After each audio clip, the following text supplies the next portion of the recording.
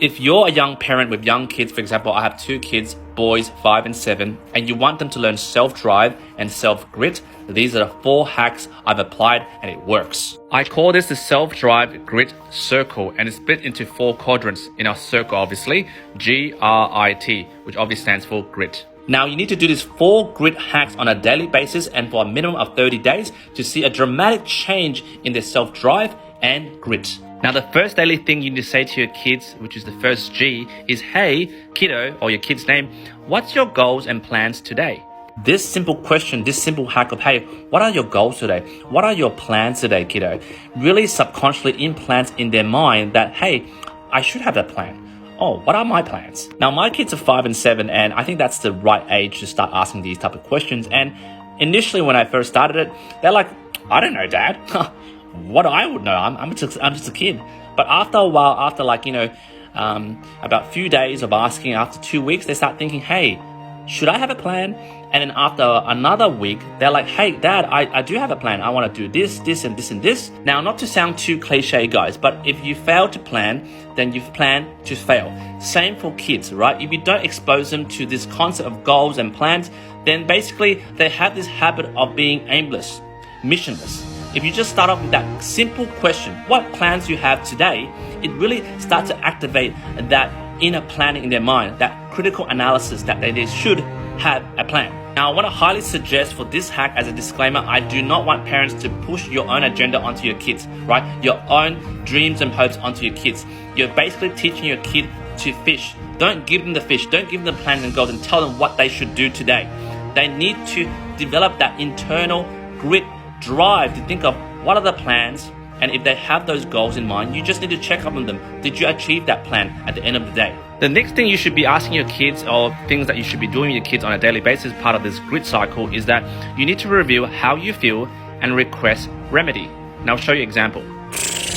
Okay, kiddo, Dad's really tired today. I took you guys to Westfield. We had a blast. What do you think I should be doing right now? I'm so tired.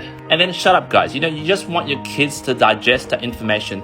They're acknowledging that, they're your son. For example, that's my son and I'm their dad, and their dad is tired.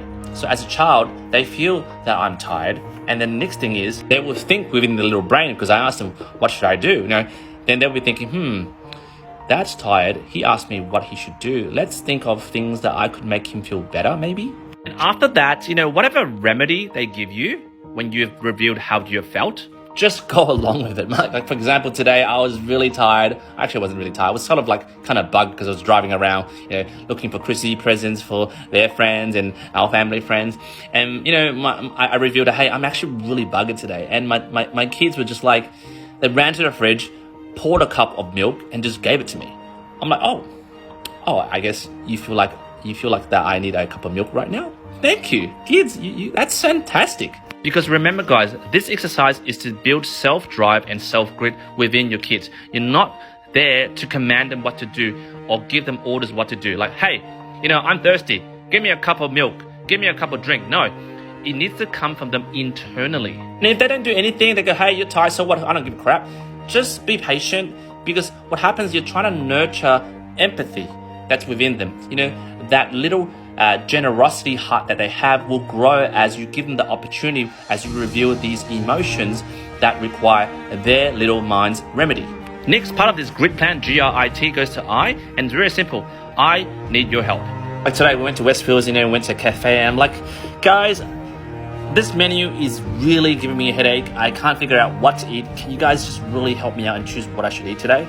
And I'm not saying you do this every time, because our little kiddies are really slow in doing anything when you request their help. But maybe in a day, 2 or 3 times, you just want to request their help, and then using their little energy and little minds to solve that little problem for you. For example, I was hungry, I didn't know what to eat, and then they chose something for me, and then obviously I'll be like, oh, yeah, great choice, I love it. Because you got to remember, guys, weak parents, or pretending to be weak parents, produces strong, self-driven kids. Because I'm telling you right now, based on study, strong parents usually produce very weak kids. Parents that have everything worked out, planned out, and the kids are like, yes, ma'am, I'll follow your order. They have zero grit.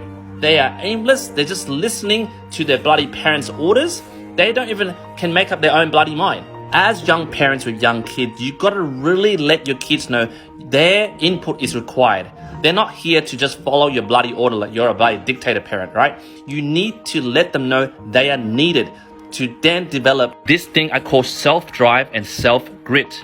And lastly, in the grit cycle is the T, which is your turn to decide. I do this on every weekend with my kids. I have 2 young boys, and me, Mummy, which is my wife, and my 2 boys, we take turns deciding what we would do on the weekend. So then we have a little roster. So my 5-year-old this Saturday decided he wanted to go X, Y, and Z. And then this Sunday, my eldest decided to do X, Y, and Z. And guys, when your kids decide what they want to do, you got to go full along with it. You got to play the yes parent, because that's their decision and they need to live through that consequence or that choice. Whether it was fun, not fun, the pros and cons, it was their decision. And guys, this is really teaching your kids to make decisions on their own accord, and not because you told them what to do, making all the bloody decisions for your kids. They'll become really no grit, no self-drive kids, just aimless listening to mommy and daddy.